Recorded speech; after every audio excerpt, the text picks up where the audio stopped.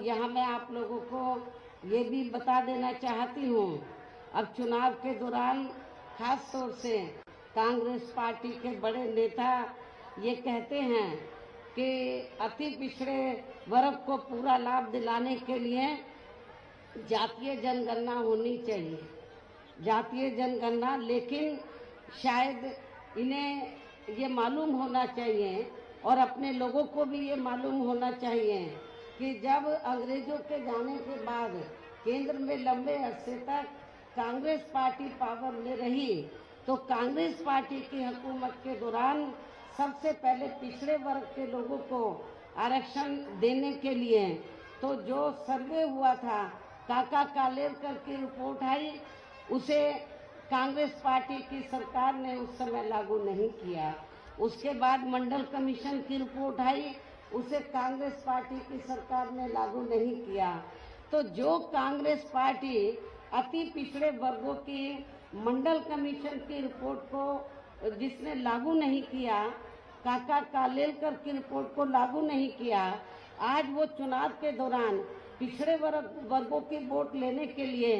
जो बड़ी बड़ी बातें कर रहे हैं जातीय जनगणना की, मेरे ख्याल आप लोगों को इनकी हवाई बातों के बहकावे में नहीं आना चाहिए, खास तौर से पिछड़े वर्ग के लोगों को। और पिछड़े वर्ग के लोगों को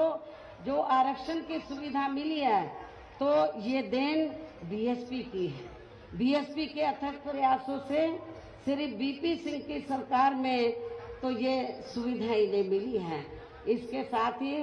श्री बीपी सिंह की सरकार में इन वर्गों के मसीहा परम पूज्य बाबा साहब डॉक्टर भीमराव अंबेडकर को भी यहाँ भारत रत्न की उपाधि से सम्मानित किया गया, जिसके लिए वो हर प्रकार से पात्र भी थे। यानी कि कांग्रेस पार्टी ने लंबे अरसे तक पावर में रहकर बाबा साहब को भारत रत्न की उपाधि देना उचित नहीं समझा। तो ये बीपी सिंह की सरकार में बीएसपी के अथक प्रयासों से बाबा साहब डॉक्टर अंबेडकर को इस उपाधि से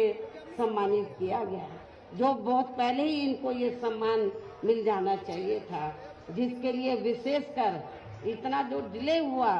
तो जिसके लिए विशेषकर कांग्रेस पार्टी प्रमुख तौर से जिम्मेवार व कसूरवार भी है। इससे इन वर्गों के प्रति इस पार्टी की हीन व जातिवादी मानसिकता साफ झलकती है, जिसने फिर इनके कारवां को